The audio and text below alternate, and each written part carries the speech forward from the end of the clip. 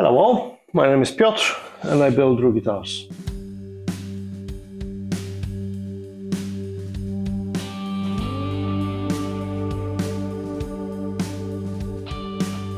As I mentioned last week, this week I would like to stain the body. I have a black stain somewhere here. Feast Watson. I tried it, it works very well, and in preparation for that step I did a few things to the body. I drilled the ferrules for the strings on the back, and I was trying to do it very precisely, so I attempted building some templates to use for drilling. I considered using a router like we did in Crimson, where there was a template that had oversized holes, and we would use a router with a bushing that would sit inside this hole and then just drop the correctly sized router bit into the body. And that is something I may do next time, but I need several things to do it correctly. First of all, I don't have a small enough bushing. All the bushings that I have with this router are huge, and that would not make sense really. So I ended up just marking it all and going with a 10mm Forstner bit for the outside diameter. And because the Forstner bit has a point, I could follow up with a smaller drill bit, 8mm drill bit or 8.5, to allow the ferrule to sit deeper. It's deep enough to drop the ferrules and to hammer them in, basically. What else did I do? I went ahead and sanded down the body to get rid of all sanding marks. I sanded with 240 first, and then 320. I did the roundover on the back. I considered doing this differently with a router and 2mm roundover bit, but when I tested it, it was so small that it just didn't make sense to set up the table and risk scratching the entire back and leaving the bearing mark around. So I went around and added the roundover by hand. It looks fine. I'm happy with it. And I also drilled the jack hole here, which, funny enough, on the last build I forgot to do. I had to go back. I think I drilled it eventually where the finish was on, so yeah, that was weird, but I remembered this time it's a 22mm hole. I'm going to use a square metal plate. I'm not going to use the recessed jack like the tellies do, for two reasons. One, it will not fit properly with the layout of pots that I have. I could make it work, but the plate with the jack sticking out just a tiny bit works better. You can use angled jacks, and there's no issues with plugging them in. With the recessed one, some jacks don't really work well, so you have to undo it all, screw it all the way in so that actual jack is sticking out inside that cup. And you know, it's doable, but why bother? So so those few things are done. What I need to do now is tape up the top so I don't stain it. I don't want any stain on the top. And to be honest, I could just use a template. If the shape is still correct, then I can just tape the template onto the body and be done with it. Nah. Good idea, but not this time. So I need to tape the binding off. Well, I don't need to tape the binding off because it's black, so it doesn't matter. But what I want to do is tape up the top. The easiest way to do that would be using sheets of paper and tape it up from the binding. But I want to stain the neck pocket because the back and sides will be black. I don't want any natural wood visible here on the edges. I want to stain the entire neck pocket and probably the notch for the truss rod as well. I need to raise the grain and sand it down with 320 again. So this is an interesting step. I do it with a damp rag or paper towel. I don't like to spray water directly on wood, especially that I will be finishing it. So what I do is I spray the towel and just wipe it on the wood.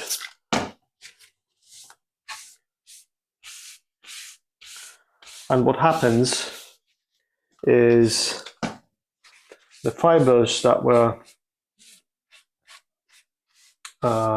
compressed while sanding, tiny little fibers, are going to stand up now, and I can sand them down again.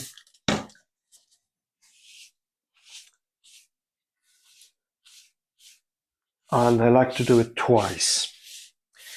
Even though this is not going to be a high gloss finish on this side, it will be satin.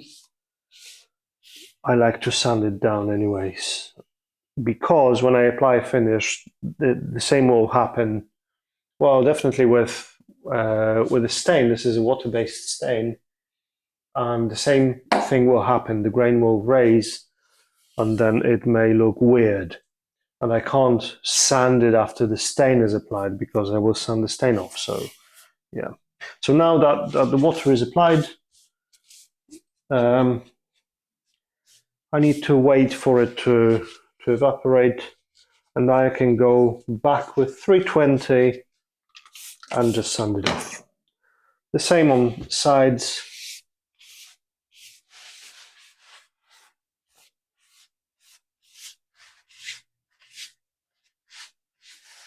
I'm not really wetting the wood very much. It doesn't have to be soaked in water. Those fibers that need to rise are on the surface, so I don't need to soak the wood in water. So yeah.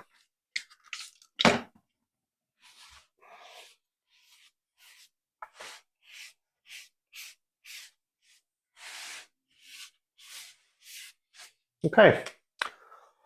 Let it dry for a few minutes, and then I'll come back with the sanding block and 320. Okay, so this has been drying for a few minutes. I can feel the fluffy grain now. It was very smooth after I sanded it, but the grain is sticking out now. The same on the sides. So yeah, 320, flashlight to see any scratches. Yeah, let's do it. I need my mask on.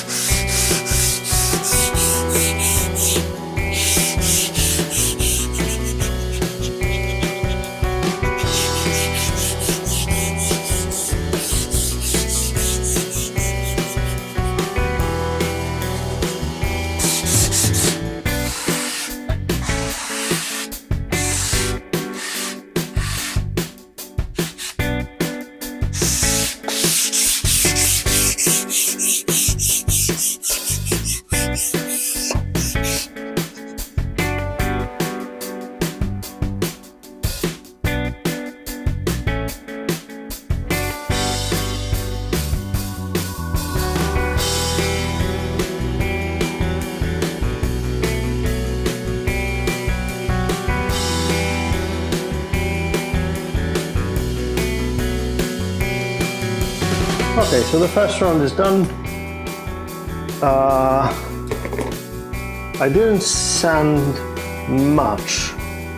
The point of this is to just cut the grain that lifted, to cut it off, not to keep sanding, otherwise this process wouldn't make sense. And yeah, I did it all around, and I also corrected the round over using 320 and going by hand. It looks really good. Let's do it again, because I need to lift it again.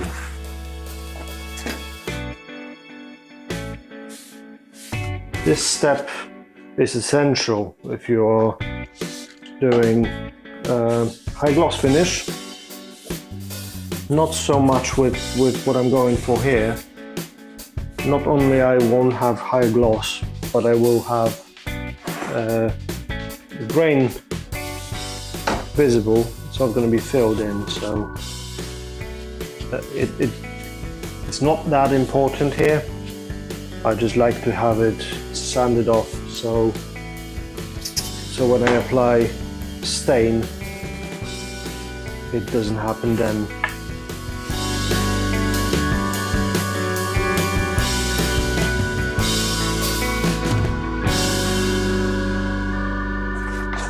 So I traced the body shape on these on this piece of paper, so I can cut it out and just place it on top and tape it up to the binding. That way it will be much quicker and well, less wasteful if I was going to tape up the entire top. That would be ridiculous.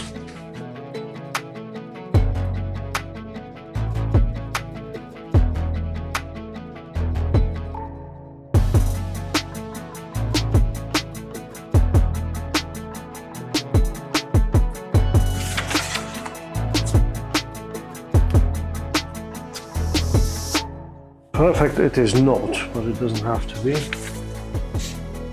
Okay, sanding.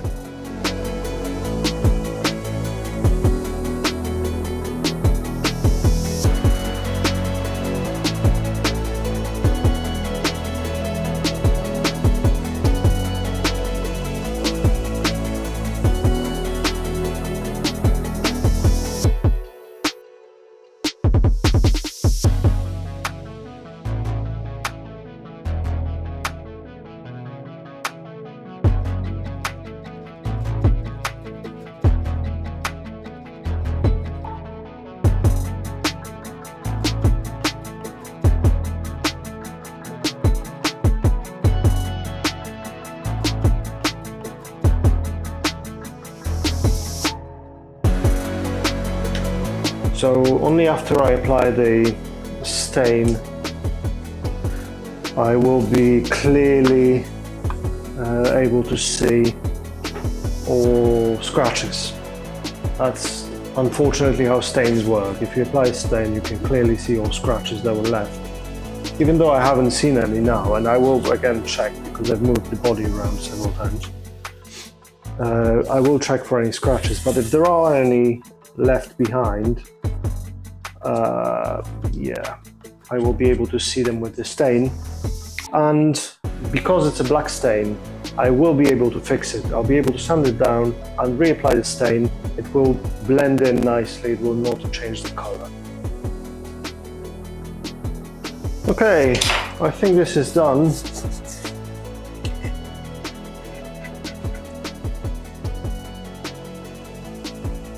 The neck pocket is taped up. The binding is taped up. Good. Let's find some scratches.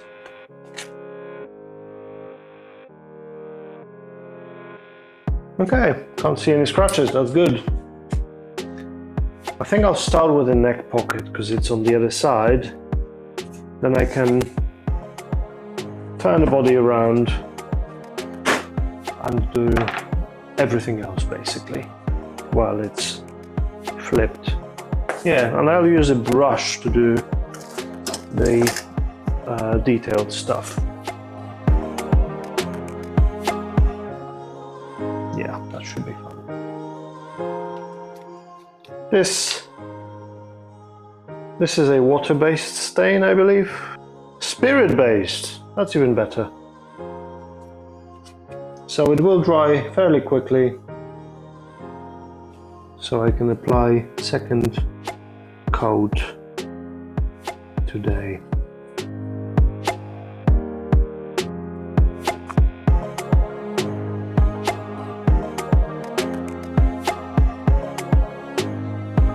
So this notch for the spoke wheel, I'm not sure if I want it black or not. Probably, but I can always go back and do it later. I need to paint the pickup cavities with the shielding paint anyways, so yeah, I'll do it later.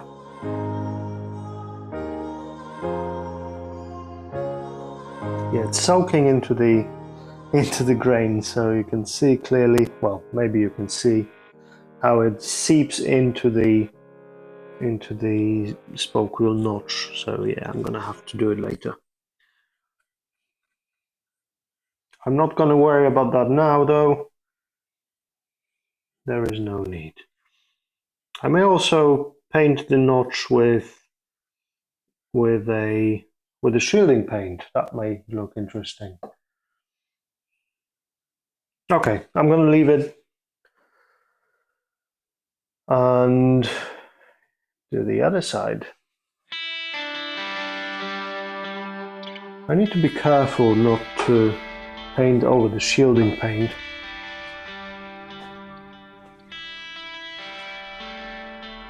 Because it shouldn't be covered by any finish or anything like it. It needs to make contact with the cavity cover when I place it.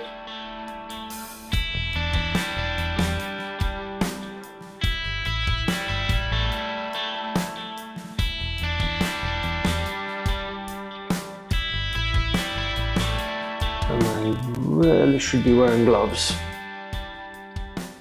Well, one glove, that'll do.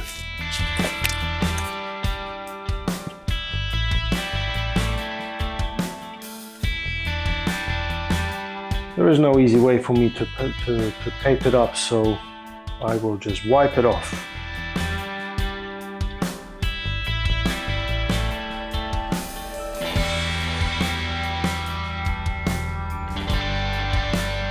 I'm going to be covered in black stain, which is unavoidable at this stage, but whatevs. And I'm going to apply the stain to the rest with a paper towel.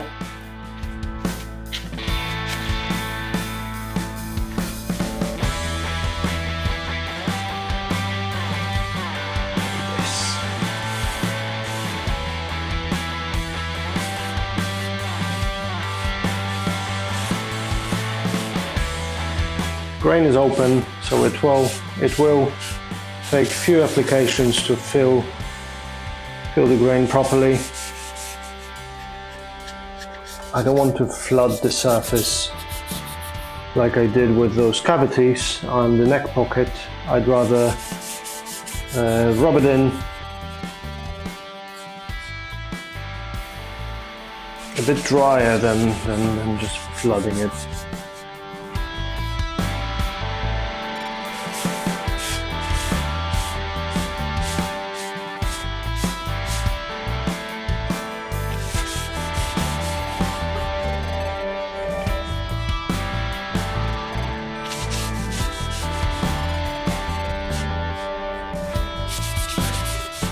Are you thinking, oh my god, this is ruined, like I do?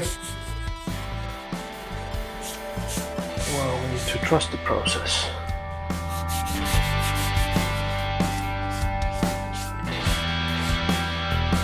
I may need to get another bottle of the stain.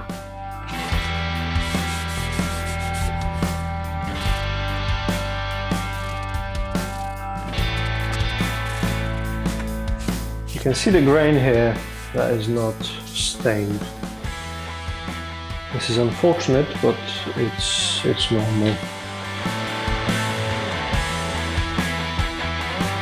I will not be staining the ledges or these holes the second time, I think, but the back and sides I will reapply the stain as many times as it takes.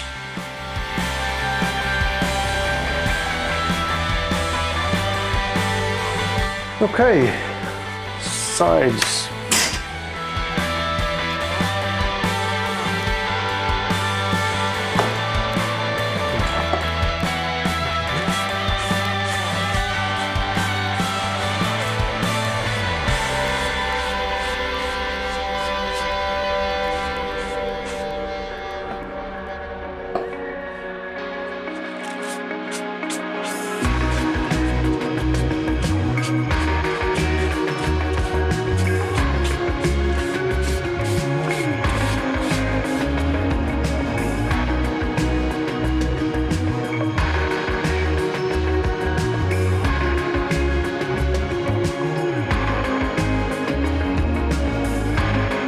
There's a dent here that I can't sand out, and I didn't want to fill it in with the dust and glue because it may not stain properly. So I left it as a dent. It's going to be an imperfection, unfortunately, but it is wood, so yeah, it is what it is.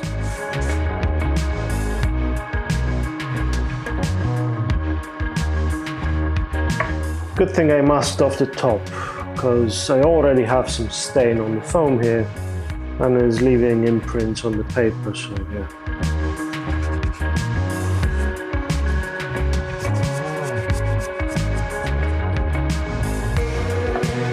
Oh shit! Okay, I spilled the stain, so I'm going in.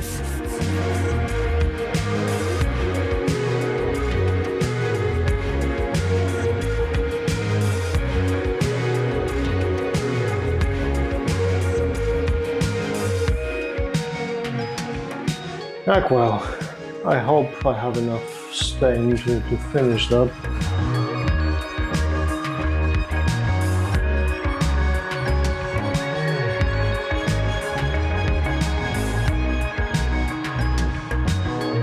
Okay, so this grain is tough to cover. Not only the deep parts don't really want to stain because they're very deep, and I was going quite dry at first. I'm going to do a more wet pass to flood those places where the grain is very deep, hoping that this will stain it at least once. But there are other places where the grain seems to be very hard and is not taking stain very well. I hope it will even out eventually. I may need to go to the hardware store to get some more stain, because I spilled it on my workbench. Of course I did. I wonder if it would be better to go in with the brush in those places. Huh, yeah, definitely better. The brush is able to get into the grain and cover the deepest grain.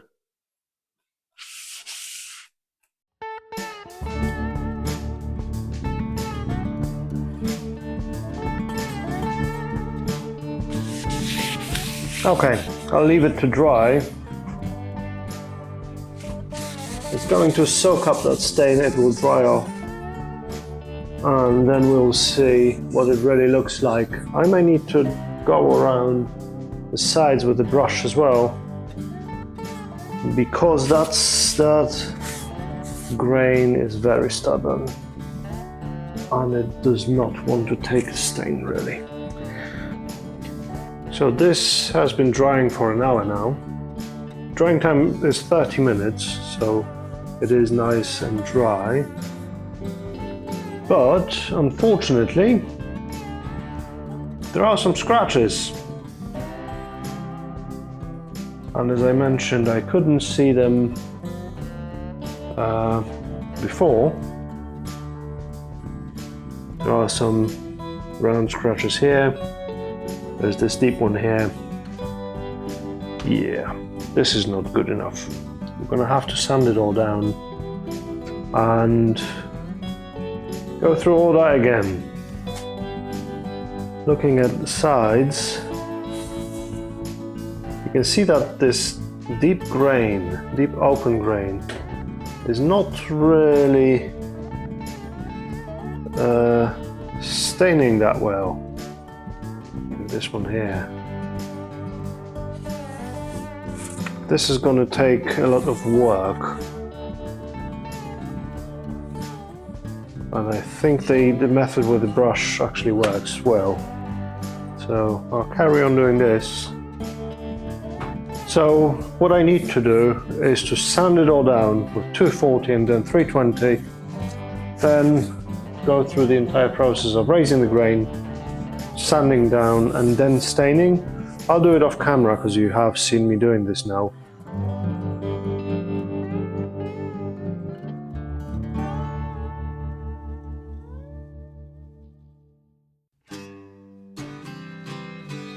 Yeah, so I'll carry on doing this in the background. You don't need to see me do it again. I'm gonna have to recheck the round over if it's still all good, and then I will reapply the stain, and I will do it with a brush on the deep sections like I did before, and with a paper towel on the flat surface, on the flat sections, and we'll see. I'm pretty sure it will work well. It will just require a lot of work. It is what it is, I guess. The other option would be to paint it black, but I don't want to do that. I'm not ready for spraying.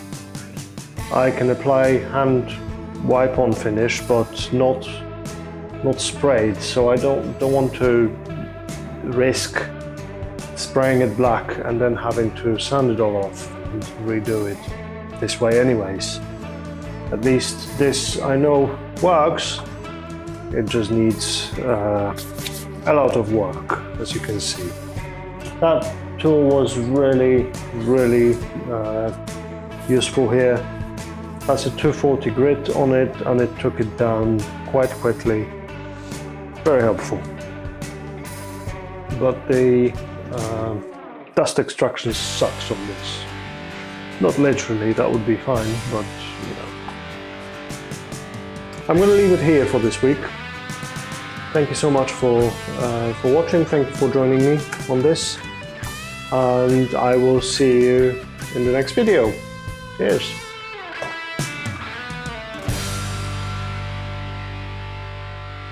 Love you, bye.